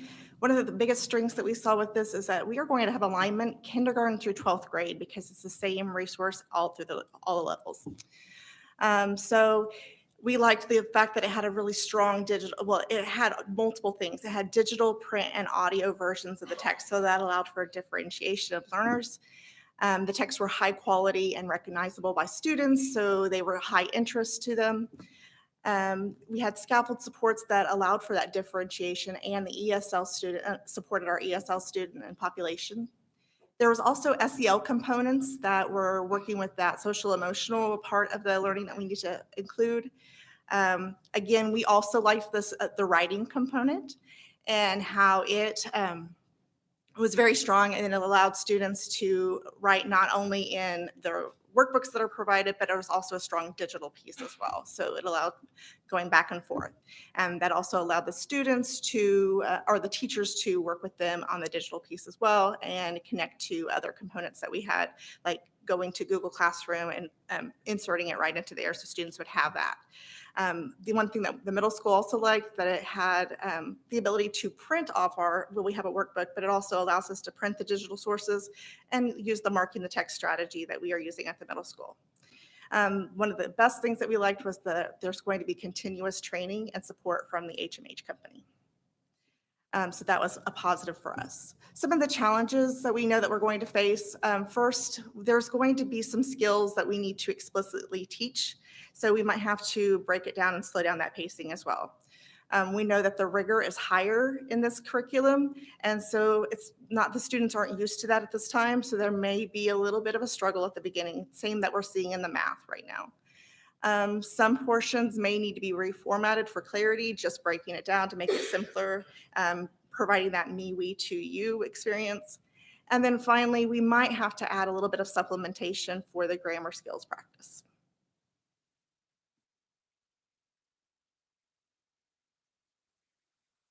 Hello, everyone. So we too at the high school have chosen the Into Literature by HMH, which really excited us because of the whole K-12 alignment. At the high school level, we see stuff coming from all different places when they come to us, and so this will be a really great asset to us. Of the alignment of the standards for us was a really big strength because what we saw in our use of the piloting method of it was it really implemented those standards for us and helped us drive that instruction. The ease of use of the digital and print sources. It was a very some of the other resources we looked at were heavy on the digital side, and this one has a real balance with that. And so we really appreciated that because we don't want our kids to be screen time all the time, and we also like to be able to do things with them and not have their face buried in their computers. So that was a nice strength for us. That built-in SEL, they have provided us some. I know they do it for all levels, but I worked really closely with one of the HMH reps, and I asked her 1,000,001 questions because I have 16 people in my department that asked me 1,000,001 questions, and Judy did a fantastic job of intercepting every one of those. But they provided us with a list on SEL, like novels and short stories and long reads that will also supplement into that SEL learning, which is huge for us right now, as we've been talking about a lot tonight. It includes diagnostics for us for documentation and for that intervention and extension piece, which is something that we've been kind of missing. And so that helps us kind of give us a little bit more information and data to use. And then once again, that K-12 alignment. Our biggest challenge that we as a group council talked about was just that implementation dip.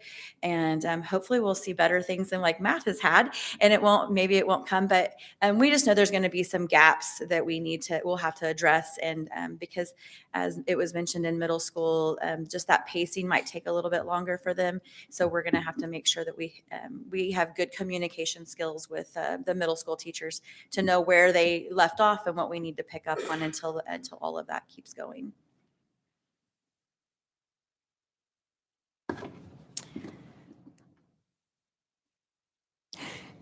So next steps.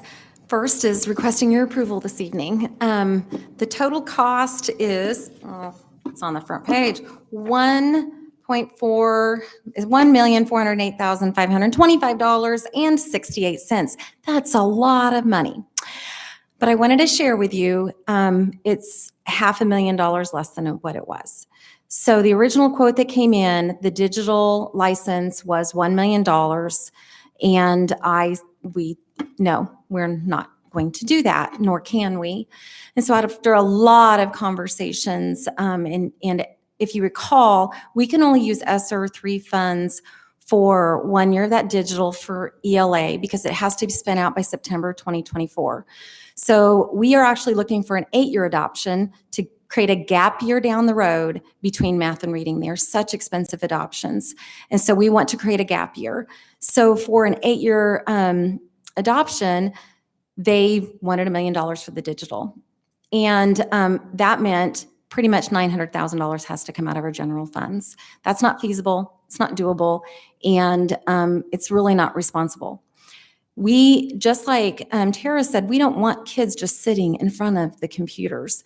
And so we had lots and lots and lots of conversation between Katie, our representative, and just it finally came down to, you've got to get it under 500,000. And she did. So the digital license came down to under 500,000. The print, the 971,000 covers all of the print, K-12, and the first year of the digital license. In 2008, so just to bring this into perspective, in 2008, when we did the K-5 Imaginate Adoption, it was right around $1 million. That was without digital. So to be able to do K-12, all digital, they have all of the teacher licenses are free. They are included. So the digital pieces that you see are the student components. So the first step is getting approval from you. Then we would identify our professional development needs and dates. We know that those people that are going through the letters training, that's very, very important for them that those components are incorporated. So we will be looking through the resource and identifying where do we need to make adjustments to make sure letters fits. We also are planning on any teacher that's teaching kindergarten and first grade, whether they get hired for the district or they transfer from another grade level.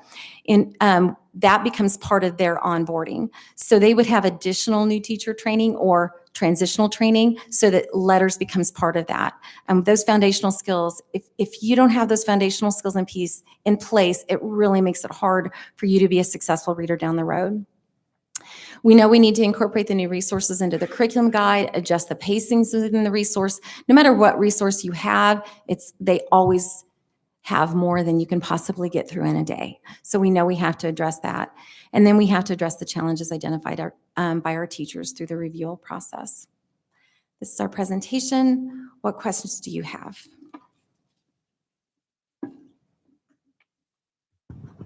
What questions do we have? So 2008 was the last full Correct. update? Yes. Okay. And none of it was electronic? None of it was electronic at that time. No, that was way back when I was in the classroom. None of it was electronic. Yeah. We weren't 1-to-1 yet. Yeah. No. Yeah. Right. I know. Crazy, right? Yeah. Was that the year the smartphone came out? I think so. A year later, the smartphones Yeah. came out. Okay. Yeah. Mm-hmm. Sorry. It doesn't seem that long The ago, timeline in my but it brain. was. Yeah. Yeah. Well, I ran that based on the information on our website. We have about 4,300 students, so that's about $325 a kid. Is it worth it to us to spend $325 on every kid in our district? For 8 years. Right, for 8 years. And I would absolutely say yes. Something I'd like to see if the board approves this is, this is a lot of money, but we've got that ESSER 3 money, and we're so thankful for that. And academic achievement and improvement is such a hot button issue in the legislature and everywhere. I just want to make sure that all of our future presentations in the coming years remind everyone of the implementation dip and how we didn't have something before, but we do now. And we know it might not be great right out of the gates, but we're working on it. And I just want to make sure we are always talking about that, because it's really important that we remind people that it wasn't just, well, what the heck's going on now? It's not even, nothing, you spent all this money and nothing's getting better. But if we anticipate and then are proven wrong, like we are by math, I think that would be really important. I would like to point out too that our original ESSER 3 application, we had budgeted $1.3 million. So this comes under that 1.3 that's been allotted for ELA. We still need to bring you a pre-K resource. That's been very difficult to get our hands on. So they needed a little bit more time. So that's the plan, but it won't be $400,000 worth. But we're not even spending what we thought we would at a ESSER 3. Well, after hearing the change in price, I feel like I should take Judy shopping when I go get groceries and just let her haggle everything down. But, as a kid who had the experience of not being in one continuous school district, I was a military brat. So I was born in Europe and then moved all over the heartland and then back to Europe and then Kuwait and then back to the heartland again. Looking back now with my adult mind's eye, seeing sort of the discombobulation that would happen when you'd go from a different school to a different school, different curriculum, different books, different things. And of course, our students aren't moving every year, every 2 years, but I think that there is a lot of value in having a uniform curriculum that is consistent across the board. I think that just sets our kids up for success. So I think what Leslie calculated out at a little over $300 per kid is well worth it. So I would move to approve the purchase. Jamie, go ahead.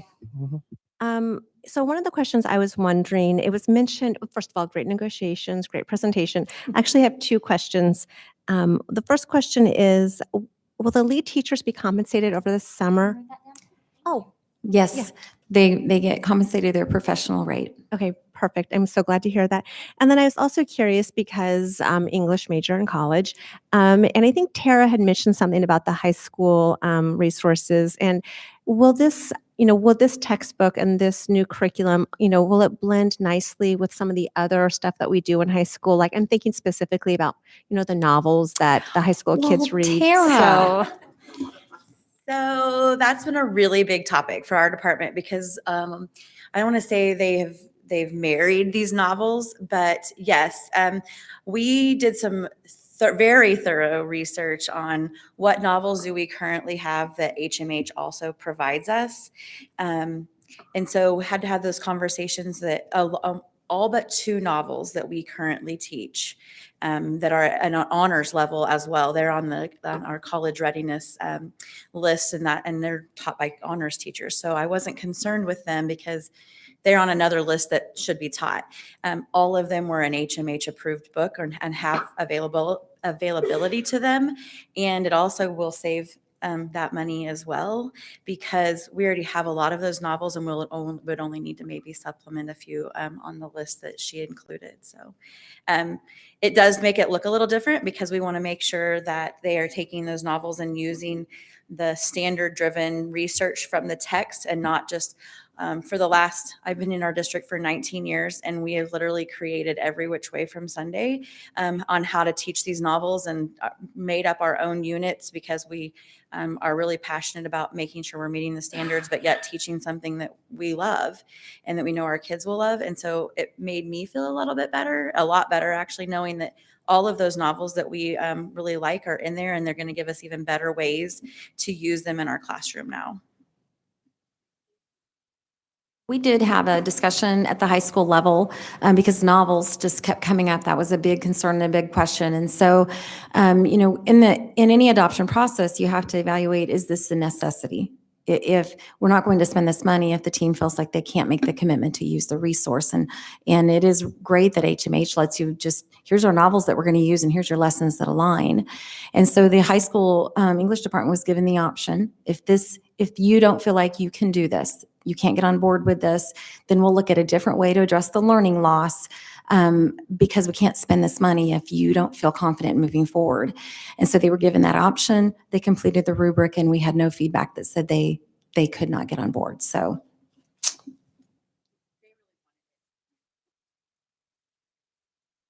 I did have a question about the training. Kendra had mentioned that with the implementation of the math resource, it really only came to about 7 hours of training.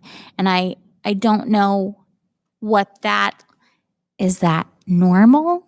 Is that less than we needed?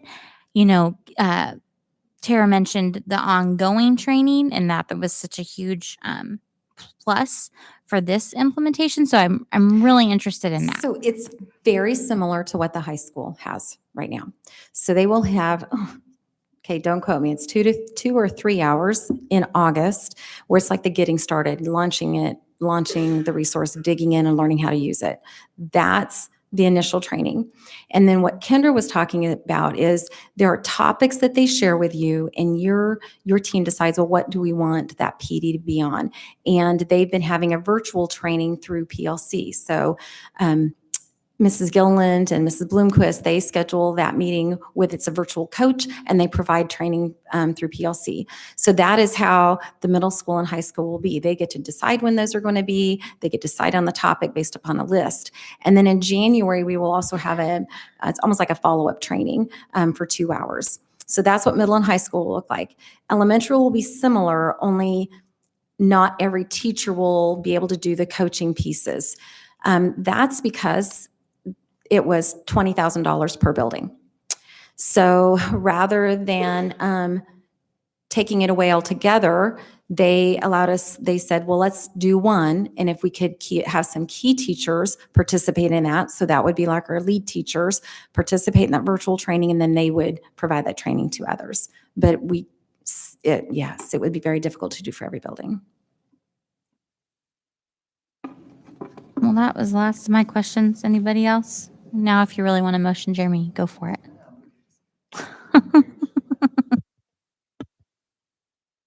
Well, I will motion so we can go home sooner. I move to approve the purchase of proposed English language arts resources for elementary and secondary levels.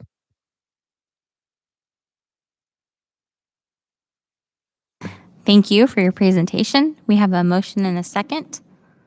Please cast your votes. And of course, all of the work that went into that presentation. Yes, yeah.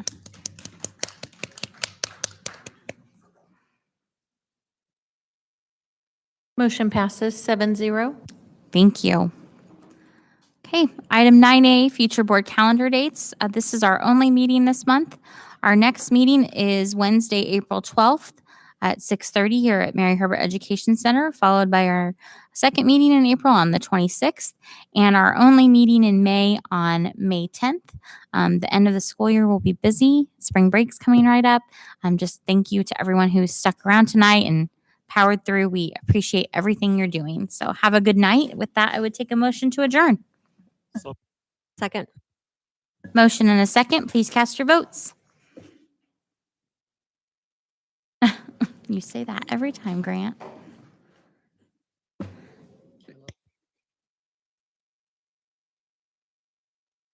Motion passes 7-0.